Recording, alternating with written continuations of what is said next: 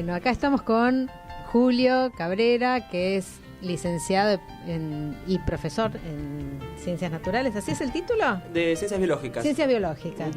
Muy bien, de la UBA, y que se desempeña, por lo menos en la parte que yo conozco, ahora nos contará todas las otras cosas que hace, como profesor en los institutos de formación docente de acá de la ciudad de Buenos Aires, en el área de Ciencias Naturales, que la verdad que es un tema sumamente interesante, ¿no? Para ponernos a hablar y conversar y reflexionar sobre los modos en que los docentes se forman en ciencias naturales y los modos en que estamos pensando la enseñanza, ¿no? De las ciencias naturales. ¿Qué tal, Julio? Buen día. ¿Cómo va, Silvia? Bueno, primero gracias por la invitación y demás, para tener un espacio para hablar un poco de estos temas, que la verdad que no siempre los tenemos para poder hablar y sentarnos así con tiempo a conversar estos temas, ¿no? Así que gracias. Bueno, yo te quería preguntar varias cosas, sí, muchas, pero cuando uno escucha que un egresado de la Universidad de Buenos Aires trabaja formando docentes, ¿no? ¿Cómo es ese camino a través del cual uno, desde ese título universitario, decide asumir esta cuestión tan concreta y cotidiana y del llano, digamos, ¿no? Sí. De la enseñanza hacia los más pequeños, ¿no? Claro. Bueno, en mi caso fue un poco azaroso, también el camino no fue tan lineal. Yo entré a los 18 y quería hacer investigación, ¿no? Quería ser biólogo de laboratorio, ¿no? Después, a medida que fue pasando el tiempo, me fui dando cuenta que no me veía toda la vida metido en el laboratorio investigando. Bueno, viste que a uno le pasan cosas mientras va estudiando. Finalmente apareció después la opción del profesorado, empecé a probar a ver cómo me resultaba ese tipo de materias que eran tan diferentes. Las materias de psicología y demás me costaron muchísimo, porque acostumbrado a los textos de biología, de naturales, que eran muy concretos, me acuerdo que leía 50 hojas y sacaba una oración. Me costaba mucho encontrar qué era lo importante todo eso que leía. Pero bueno, la verdad que fue como todo un descubrimiento, me abrió un montón la cabeza ese tipo de materias. Después tuve la didáctica específica, sobre todo de la biología, también fue como toda una novedad, porque ahí empecé un poco también con la reflexión epistemológica sobre el conocimiento que yo sabía y demás. Así que bueno, después también me recibí primero de profesor, en el medio empecé a trabajar en una escuela privada, ahí estaba ayudante de laboratorio, pero también ahí ya empezamos a hacer, si bien yo estaba ayudante de laboratorio y trabajábamos en el laboratorio con los chicos de primaria de esta escuela, dando clases, en teoría buscábamos que capacitar a la maestra y que la maestra diera la clase de naturales en el laboratorio, así que hacíamos ese doble trabajo que era muy interesante. Después, por medio de ahí trabajé, había una asesora en la escuela, una asesora de ciencias naturales que se llamaba Ana Sargoroschi, que tenía también mucha experiencia, ella escribió mucho en Santillán, así que ya venía haciendo todo ese camino, por supuesto. A través de ella después empecé a trabajar en el proyecto Escuelas del Bicentenario en el 2010, 2011, que era un proyecto de capacitación que se hacía en todo el país, duraba 4 años en cada localidad. Nosotros trabajamos en la localidad de Ensenada, y una escuelita era en Ensenada y la otra era en Punta Lara, con una población también bastante vulnerable.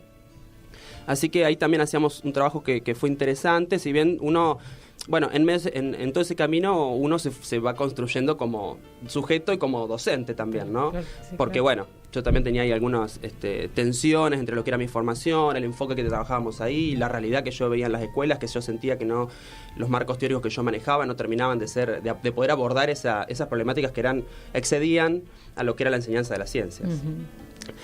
Así que bueno, así me fui metiendo. Después empezaron a salirme los cargos en las escuelas normales del gobierno de la ciudad. Esto fue ya en el 2011.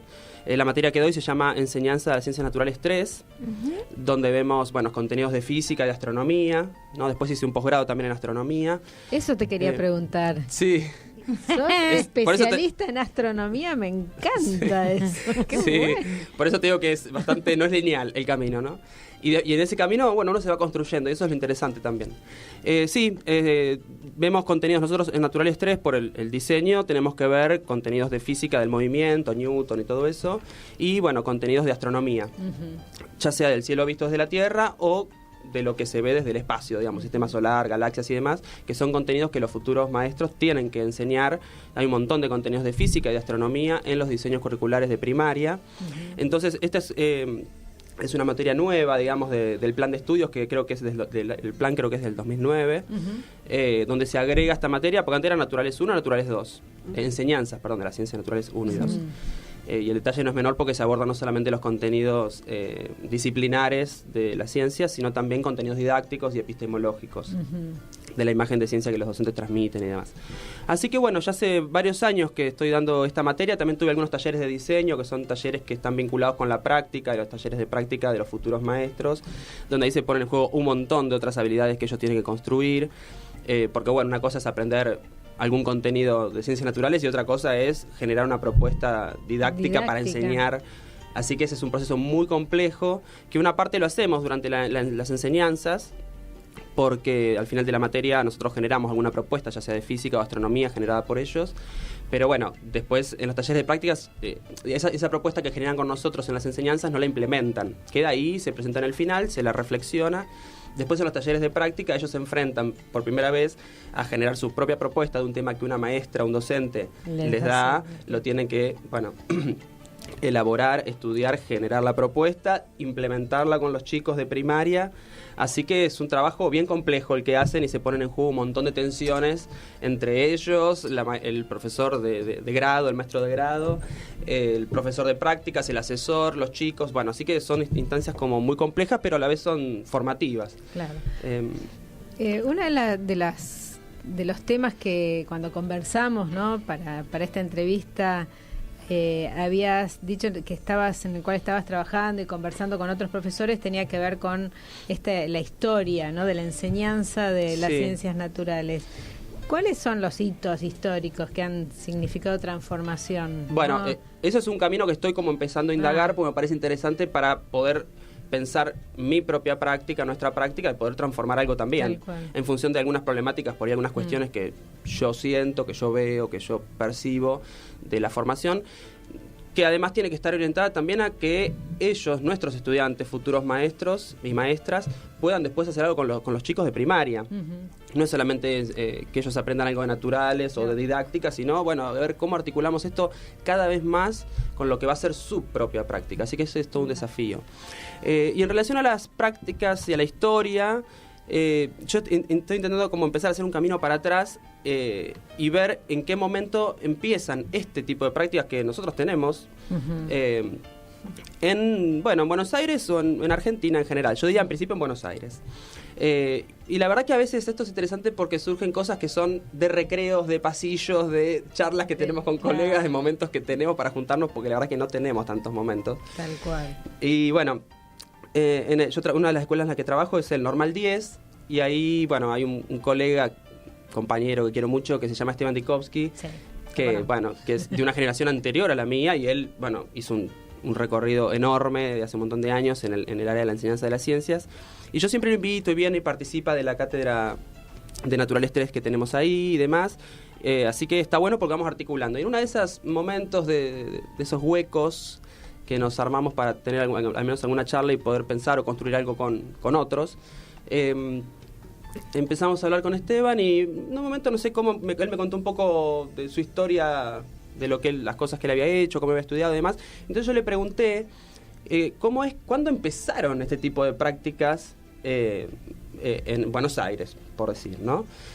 Porque claro, si uno piensa en general en la enseñanza, ya sea de las ciencias o no, pero digamos durante décadas, era la enseñanza memorística tradicional de repetir del libro, digamos. Estudiar del manual, ¿no? Claro, ¿en qué momento empieza efectivamente una enseñanza de las ciencias que contemple estos otros enfoques de la didáctica de las ciencias y demás? Así que venía un poco por ahí la pregunta, y me empezó a contar una historia que la verdad que no conocía, me pareció súper interesante, porque él en parte participó también de esa historia. En la década del 70, 75, 76, un grupo de gente de Ciencias de la Educación, de la Facultad de Filosofía y Letras, ¿no? Que había quedado como medio afuera de la facultad por una movida interna que hubo, se empezó a juntar y a generar espacios tipo talleres de ciencias para chicos en lugares privados, digamos, por fuera de la esfera estatal. Una de las principales personas que impulsó ese camino es Hilda Weissman. Sí, me acuerdo. Galileo se llamaba. Claro, sí. Primero hizo... Primero, en realidad, un taller anterior, que creo que fue el 75, que se llamaba Eureka. Eureka, y después generó el taller Galileo. Sí. Y ella, bueno, que también se juntaba con Castorina, digamos, con otra gente, leían a los ingleses, a los españoles, y los españoles por ahí que traducían a los ingleses, ingresaban esos textos por esa vía acá, ellos los leían y empezaron a generar ese tipo de prácticas.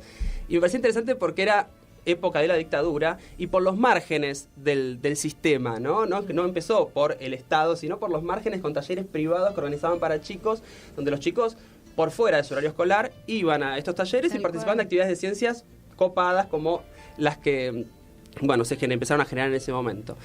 Hilda Weisman empieza a convocar a colegas, maestros, como el caso de Esteban, que después también hizo un profesorado de física y demás, pero colegas maestros, ya sea de nivel primario, de nivel inicial, también como Verónica Kaufman, su mujer, Claudia Serafini y otra gente, y empiezan a generar todas unas propuestas ya sea para nivel inicial y primario, en plena dictadura, en los márgenes ahí del Estado.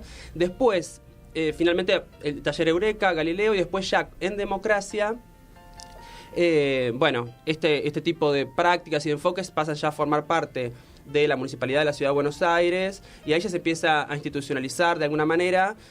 Esa es una parte del recorrido que yo pude reconstruir. Habrá que ver después en qué momento, por ejemplo, estos enfoques empiezan a aparecer en los diseños curriculares y demás. Exactamente. Te quería preguntar en relación a esta trayectoria que vos estás contando. ¿Qué influencia tuvo el tema de la educación popular, ¿no? en la enseñanza de las ciencias naturales y en los enfoques didácticos, o si tuvo influencia o no tuvo influencia dentro de las escuelas? Acá hablamos de que la educación popular la concebimos no solamente fuera de la escuela, digamos, sino que también podemos hacer educación popular dentro de las instituciones educativas. Entonces, esta es mi pregunta, ¿no? Es bien interesante la pregunta y es parte de las preguntas que yo también me hago.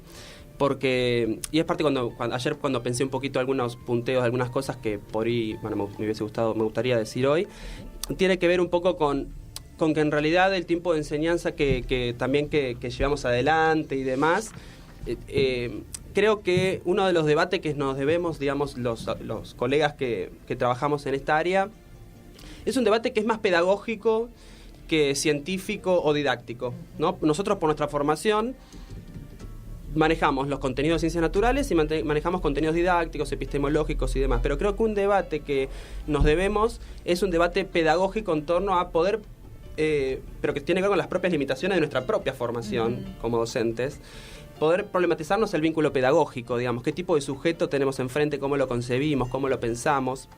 Entonces a mí me parece que en general las prácticas y todos los enfoques que manejamos, digamos, de la didáctica y demás, quizás sería interesante enriquecerlos pensando en ese sujeto. Me parece que están pensados como, recién contaba, que vienen también un poco de afuera, ¿no? Esto de Inglaterra y demás. Quizás están pensados para un sujeto que no es quizás el que tenemos hoy, el sujeto a nivel primario o terciario. Entonces tenemos que ir un poquito más allá. Un enfoque más latinoamericano, diría yo, ¿no? Bueno, ese es uno de los desafíos. Y es una de las también preguntas que yo me hago. Y hay una colega en el Normal 3 que se llama Josefina Ramos González, ella es de pedagogía, y la verdad que yo a veces me pongo a hablar con gente, me encanta eso, hablar con gente que es de otras áreas, porque me dejan la cabeza así y me sirve, ¿no? Vamos, te proponemos que hacemos un cortecito y seguimos con un temita musical. Estamos acá con Julio Cabrera, que es un profesor de ciencias, profesor, licenciado, bueno, tienes una larga trayectoria, así que profesor de ciencias naturales. Silvia Dubrowski quería hacer una consulta. Vos querías hacerle una pregunta. Yo quería hacer una consulta. Con lo de educación popular habíamos quedado. La educación popular habíamos quedado de que si en ciencias naturales también podemos hablar de educación popular en las escuelas, ¿no? Sí, un poco comenté esta colega Josefina. Ella trabaja mucho, bueno, por supuesto, ella trabaja la parte de pedagogía, así que tiene unos planteos muy interesantes en relación a esto, ¿no? Al vínculo pedagógico y en qué posicionamiento pedagógico nos paramos para enseñar, ¿no? Entonces, una de las ideas es ver qué pasa. Ella trabaja mucho la pedagogía crítica, la pedagogía descolonial, ¿no? Así que eso es bien interesante. Y tomando un poco, recién conversábamos en el corte de Horacio Cárdenas, ¿no? Que es un maestro que trabaja, bueno... en la escuela 13 del distrito 15, sí, ¿no? por Lugano. O al revés, la 15 del 13. La 15 del 13, sí. Sí, él tiene un libro que se llama Hoja de Ruta, donde narra como día por día distintas clases de ciencias naturales con los chicos, con sus alumnos, y además reflexiona sobre eso que los chicos le comentan en clase y demás. Y lo que escriben. Lo que ellos mismos escriben en forma espontánea. Me parece que el desafío, tomando un poco esto que estamos conversando, es poder encontrar nuevas formas de vincularnos con la naturaleza, ¿no? Porque Horacio lo que tiene es que es casi un poeta con lo que hace, con el vínculo, cómo se vincula con la naturaleza y cómo propone ese trabajo con sus estudiantes, ¿no? Entonces, ese es todo un desafío, porque nosotros el vínculo que tenemos establecido es un vínculo como hegemónico, que es todo intelectual, el razonamiento, y poder incorporar estas otras dimensiones de la subjetividad vinculado al descubrimiento, al asombro, a otro tipo de discursos, ¿no? Sobre la naturaleza, me parece que está bueno. Algunas de las cosas que trabajamos también, por ejemplo, nosotros que les propongo a las alumnas, es, por ejemplo, no sé, en 7º grado se trabajan las estaciones. Entonces ellos proponen propuestas sobre, bueno, cómo enseñar esto que hablamos recién también en el corte con Silvia, de los equinoccios, los solsticios y todo esto de por qué hay veranos, por qué hay inviernos, el modelo científico que explica este fenómeno. Y también a veces le propongo que incorporen algunos discursos. Hay un mito que es el mito de Perséfones, que era una diosa griega, bueno, y cómo los griegos también interpretaban las estaciones a partir de ese mito. También todas las culturas americanas trabajaron con distintos discursos mitológicos sobre por qué se generaban las estaciones y demás. Entonces me parece que está bueno porque eso muestra que siempre es una construcción cultural y que la verdad, en el fondo, siempre depende de en qué cultura vos te pares para mirarla y para construirla, que se construye. La verdad se construyen las formas de decidir qué es verdadero y no, y también se construye el sujeto que produce ese conocimiento. Eso es interesante. Perdón, ¿podrías decir algo, Nélida, en relación a esto? Porque vos sos una etnomusicóloga. Así claro, que, entonces, claro, es tu métier, ¿no?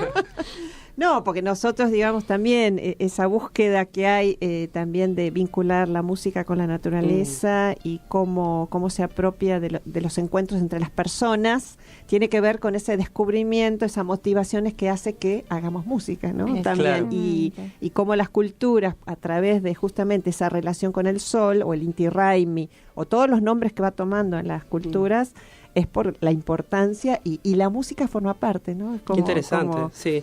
Nosotros también, tomando esto de lo etno, porque también está etnoastronomía, astronomía cultural, hay toda una movida en relación a eso, y hay como dos líneas. Hay un astrónomo que también es antropólogo de la Universidad de La Plata, que se llama Alejandro López, que él estudia la astronomía, digamos la cosmovisión de los mocovíes del Chaco que están produciendo en este momento, ¿no? Y otro grupo, que es de la Facultad de Exactas, que estudia la cosmovisión de los Com, que también es del Gran Chaco, y tuvimos un conversatorio este cuatrimestre en el Normal 10 y en el 8 también lo replicamos, que acá tengo el nombre, se los leo así rapidito, se llama Representaciones Científicas y Vernáculas en el Cielo de las Comunidades de la Comunidad Com del Gran Chaco, Saberes Silenciados y su importancia para la pedagogía latinoamericana, estrategias para su implementación en la enseñanza primaria.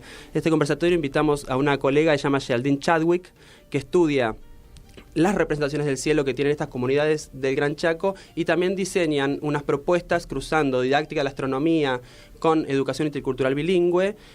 Generaron propuestas para trabajar con estas comunidades allá y esta fue la primera vez que lo hicieron con maestros de la ciudad de Buenos Aires que no son de esa comunidad, así que fue toda una experiencia como muy nueva y estuvo interesante. Nélida, ¿vos justamente el CEREC, que es el Centro Educativo Rural El Colchón, que ahora cumple 30 años de pionero en el Chaco, en Villa Río Armejito, sobre la enseñanza intercultural bilingüe, que de la enseñanza COM, ¿no? Digamos, y ellos también están generando todo esto que estás contando, que es muy rico de volver a su cultura, ver cuáles son esos conocimientos que habían tenido sobre las tienen, no es que han tenido.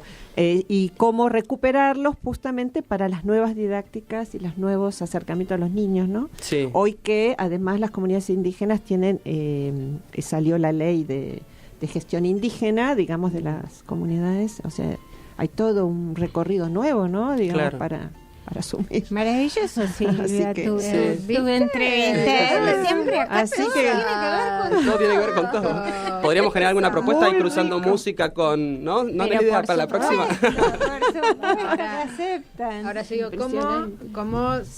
qué interesante todo esto pensado en función de, por lo menos lo que yo tengo internalizado, del discurso científico tradicional con el que nos hemos formado todos nosotros. Y al que hay que interpelar en los futuros docentes también, porque todo lo tenemos Por incorporado. eso digo, porque Totalmente, todavía hoy uno encuentra también en la formación docente muchos profesores que siguen instalados en este modelo más tradicional y del discurso científico, como si el único discurso científico y hablar de método científico sea solo el de las ciencias naturales, ¿no? Que sigue como instalado. Sí, eso es lo hegemónico y lo que está en todos los documentos oficiales y en todos lados, ¿no?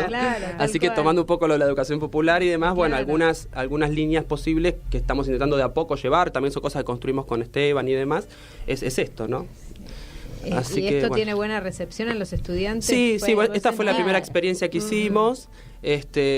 Tuvo buena recepción. También trabajamos otras cosas, trabajamos mucho la historia de la ciencia. Nosotros vemos, por ejemplo, la física de Newton, pero la vemos a la luz de las ideas de Aristóteles, que son las ideas previas que nosotros tenemos sobre el movimiento, tienen mucho que ver con las ideas aristotélicas. Entonces eso es una excusa para desandar todo un camino histórico que hizo la ciencia en ese camino. Desde una mirada, estamos intentando también generar una mirada no eurocéntrica, de alguna manera, para mostrar esto de lo colonial también que tiene este saber de los varones blancos del noratlántico, ¿no? Porque cuando uno estudia la historia se encuentra con esto, que el saber de las mujeres, de los indios, de los negros quedaron afuera. Entonces se instaló una verdad que es la que todo el tiempo seguimos reproduciendo. La colonizada. Exacto. Julio Cabrera, gracias. Lo vamos a tener que invitar de vuelta. Me parece que otra vuelta. Me encantan estas cosas así cuando quiera. Pero bueno, Otra vuelta.